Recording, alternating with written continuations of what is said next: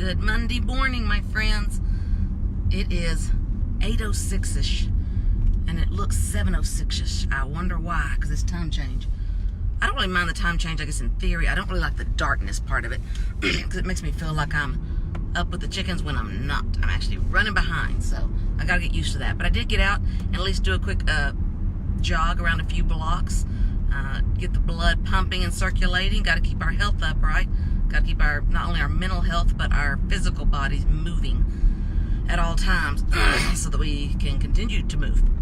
So today we're going to finally be back on book club. Last week, some of you may know, was a very busy week. I had a birthday, number 52, on March 6th, this past Wednesday. And then Saturday, Wes and I had our anniversary, our 4th anniversary. And then Coco had her birthday. She had her 2nd birthday, which Mom erroneously reported as her 3rd birthday. And I think it's because I can't believe we've had her less than 2 years. She has been such a part of our lives. It can't be 2 years. Less than 2 years, because we got her when she was 3 months old. So that was great. That was the best bonus of the weekend, is we got an extra year with her because she's not as old as we thought. Isn't that good, Coco? So we're back to our book, which is, if you've not read it, join in. If you've read it, read it again. If you're not a reader, listen in, and maybe you'll at least get some of the highlights. So, our book is Napoleon Hill's Think and Grow Rich. It is the quintessential, most important business book in the world. They say that every business book ever since written, or any book written on leadership, is based on the book Think and Grow Rich. So it's kind of funny how, I don't know, do y'all ever feel like in our society it's like really not that acceptable to say you want to grow rich? I mean, the word rich, I think, even has maybe from biblical connotations, but a negative, association with it, I think, a little bit, and we're scared to say that. So if you guys read today's chapter, which was the chapter on desire, I don't know if any of you got a little bit uncomfortable like I did, because he's like, I want you to desire riches with a burning, white-hot passion.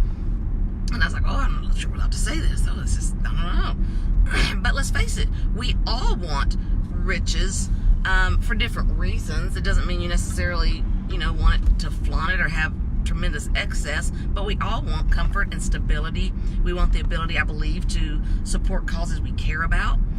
We want the ability to help our children get a good start in life. All these things take money.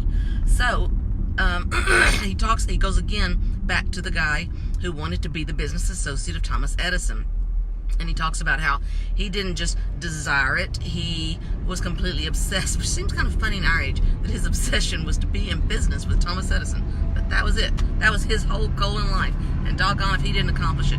And so, did you guys notice he kept saying there's multiple parts and we can line out all the steps.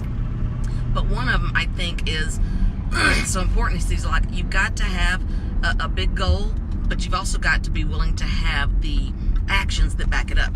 So otherwise it's just a wish. It's like wishing on a Aladdin's lamp. If you're not willing to do the work, do the actions that go along with your big goal. Okay, it's a 2-part step. The fellow that wanted to work with Edison, he worked for years as an employee at a nominal wage, which was not his goal at all. He wanted to only be in business with Edison. But he knew he wasn't going to start there day one. He didn't have any qualifications to do that, for one thing. Hello. Morning, this is Elizabeth. What can I get for you? Just a large black coffee, please. What else would you like? That's it. 161, first window. Thank you. So, yeah.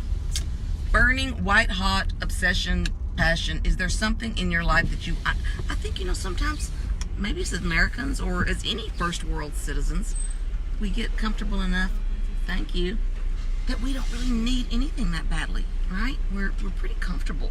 Even the least comfortable, probably, of everybody viewing this is really, really comfortable. We mostly aren't worried about, are we going to have food to eat? Are we going to have a roof over our head? Now, there's different levels of stress always involved, but we're pretty darn comfortable, I think, right? So I think the whole idea of getting a white-hot, burning obsession, passion is very difficult to begin with. So the whole theory around desiring riches, just when I hear the vernacular, I think it just makes us all kind of start squirming in our seats going, well, start making excuses for it. That's what I think anyway.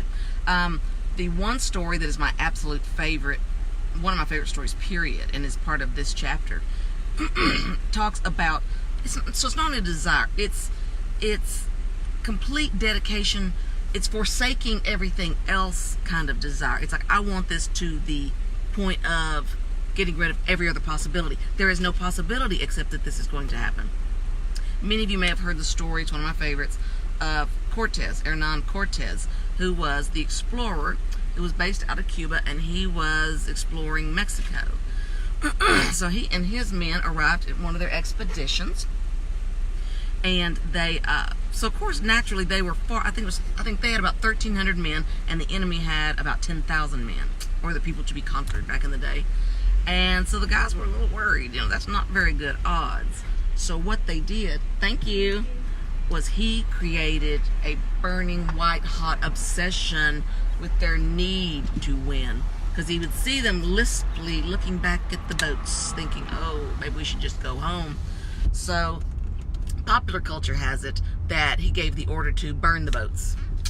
Burn the boats, and with it, their chance of going home anyway but victorious. Because as he says, we either go home victorious, meaning on the enemy's boats, or we perish. So as you can imagine, they succeeded, because perishing was not an option. Otherwise, I think we give ourselves outs, right? We always want to look at our plan B. And I'm not saying we shouldn't be responsible, but think about it.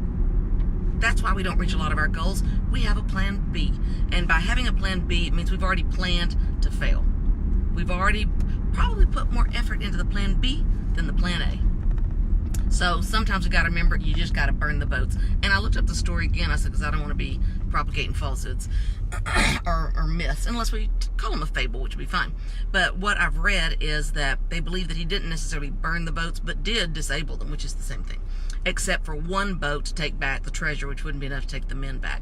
But they, the article I read said they would have disabled the boats, taking the parts that were needed for sailing, the sails and what have you, to build shelter there on the island. So they used what got them there to keep them alive, to keep them safe, and to help them reach the goal.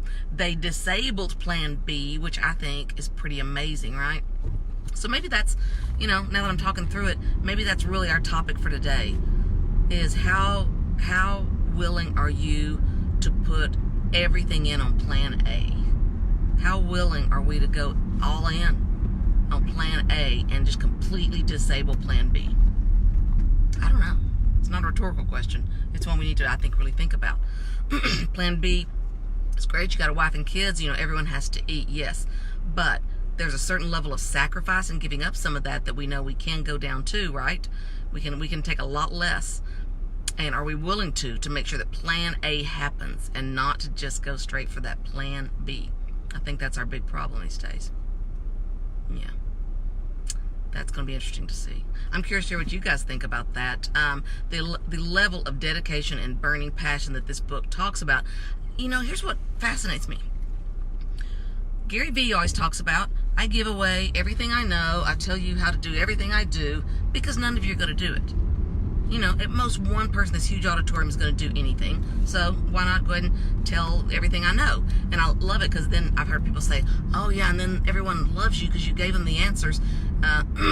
He goes, yeah, and that's great, but I saw him think of this on the spot as he was talking, because he kind of goes, yeah, that's great, but the real important part, I think, is that one person who's going to do something was going to do it anyway. I love that fact. He was going to do it anyway. He said, you're never going to stop a winner from winning. Right? A winner's going to win. A hustler's going to hustle. They would have found the answer and done it anyway. So what does it really cost him, right? So it's kind of the same thing. I tie this back into, so many people have read this book. I talk to people all the time who go, oh, I've read that book. I love that book. And none of them are rich. None of them are probably where I would say they are even satisfied. Okay, everybody's got their own level, but I don't see very many of them who would say, yes, I have arrived. Man, I've been blessed. I have worked hard. I have achieved my goals. I feel very accomplished.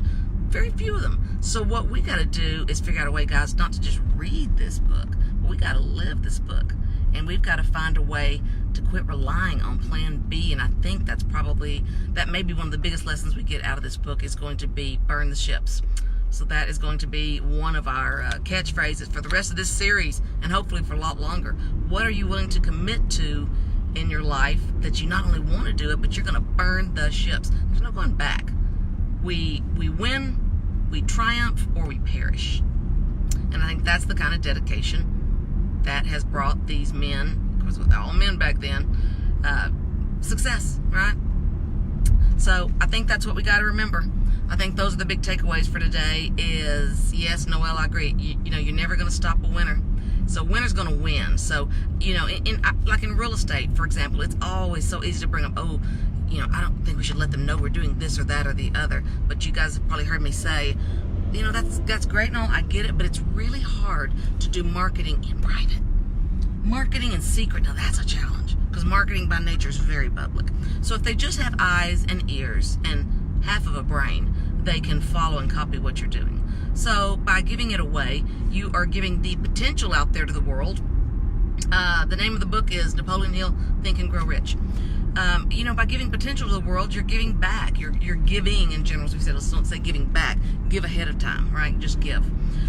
And the chances are, is it going to hurt you? Odds are very low, because we would love to see 5 people do something about it, but maybe 1 will, and that person's the one that's going to win anyway, because they have the winning spirit and attitude, determination. And I promise you, they've got the desire. That's our word for today. Not just, oh, I desire riches. I desire world peace. Whatever you're going to desire, it's like, no, what is your white hot burning passion kind of desire? Not just what do you kind of think about. It's like, are you interested or are you committed? Have you heard the story about the guy pushing the wheelbarrow across Niagara Falls on a tightrope? Again, haven't fact checked this one, don't know if it's true. It's a great story. It says this guy walked across Niagara Falls on a tightrope. I think it was Niagara Falls, maybe it was some buildings, who knows. And then he said to everybody, how many of you think I can do it again? Yes, we think you can do it. How many of you think, he did it again, how many of you think I can push this wheelbarrow across Niagara Falls on this tightrope? Yes, we think you can do it. Okay, you think I can do it? That's great. He said, okay, who's willing to get in the wheelbarrow? No hands go up, right? Because that's the difference between dedication, you know, and being interested and being committed. Other people were interested. Yeah, I think this is a great thing. No one. That's what I have for you today, and I think we had a good talk together. I appreciate all the feedback I was getting today. Again, the book is Napoleon Hill, Think and Grow Rich. We are early on. You got lots of time. Get it on Audible. Get the 21st century version. Tomorrow we'll be doing the next chapter, which is faith. So see y'all tomorrow to talk about faith. Thanks. See you later.